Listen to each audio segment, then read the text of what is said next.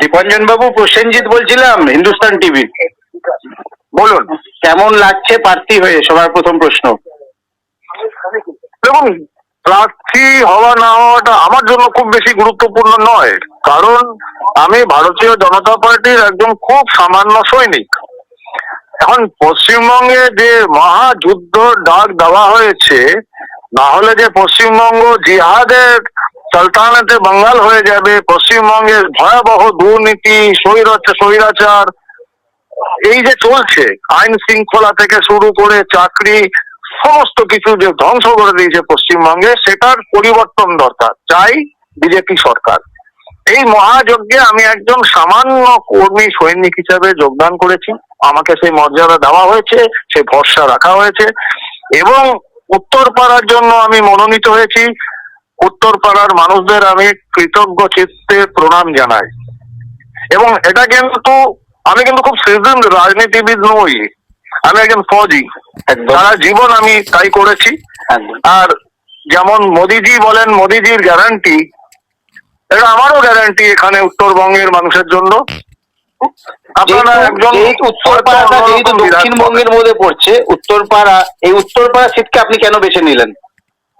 না, এখানে বেছে নেওয়ার প্রশ্নই আসছে না। ব্যাপারটা হচ্ছে, এটা আমি বললাম যে ভারতীয় জনতা পার্টি তো তৃণমূল নয় যে নিজেরা বেছে নেবে বা কয়েক কোটি টাকা দিয়ে সিট নিয়ে নেবে।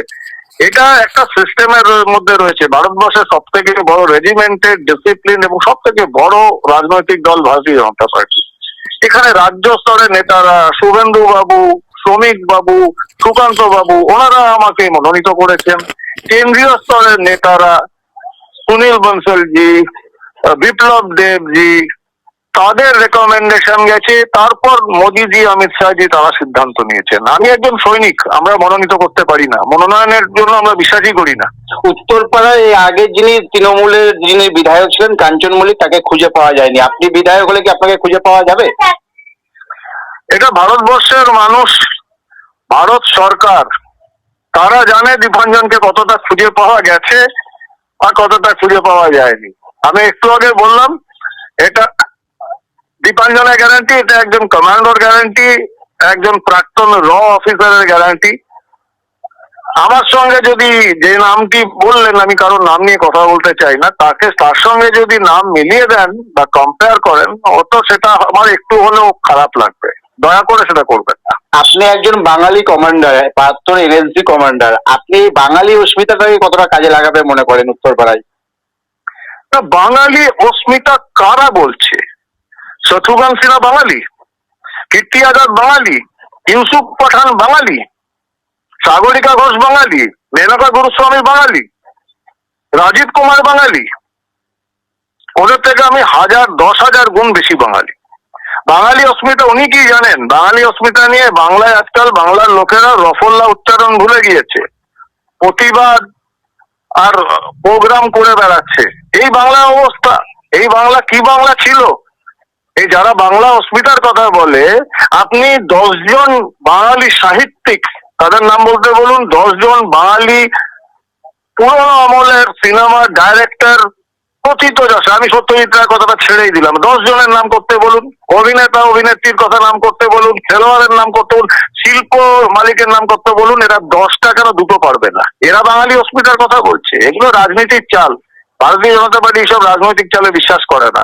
আমরা দেশমাতার কথা বিশ্বাস করি, এবং বাঙালি অস্মিতা এনি ডে, যে কোনো দিন, যে কোনো সময় উত্তরপাড়ায় আপনারা একটা প্রকাশ্য বিতর্কে নামান, বাঙালি অস্মিতা নিয়ে আমরা বিতর্ক করতে রাজি আছি।